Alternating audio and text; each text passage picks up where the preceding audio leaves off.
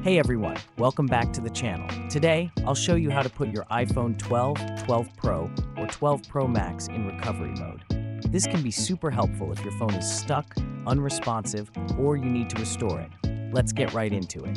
Step 1. Turn off your iPhone. First, we need to turn off your iPhone. Here's how. Quickly press and release the volume up button, then quickly press and release the volume down button. Next, press and hold the side button until the power off slider appears. Slide to turn off your iPhone. Step 2. Connect to a computer. Now grab a lightning cable and connect your iPhone 12 to a computer. You'll need iTunes if you're on Windows or an older Mac, and Finder if you're using macOS Catalina or later. Step 3. Enter recovery mode. Here's the trick to get into recovery mode. Press and release volume up, then press and release volume down.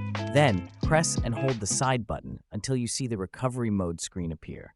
This screen will show a cable icon and the iTunes or Finder logo. Visual. Show the button presses and the iPhone entering recovery mode. Step 4. Use iTunes Finder to update or restore. Once your iPhone is in recovery mode, iTunes or Finder will recognize it automatically and give you two options.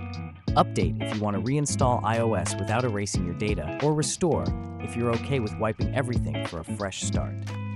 Visual. Screen recording of the update and restore options in iTunes or Finder.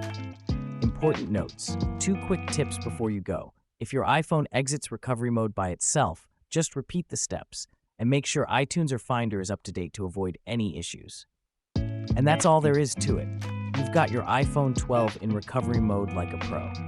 If this video helped you out, please give it a thumbs up and subscribe for more tech tips. For more information, you can visit our website, unlocktherapy.net. Got questions?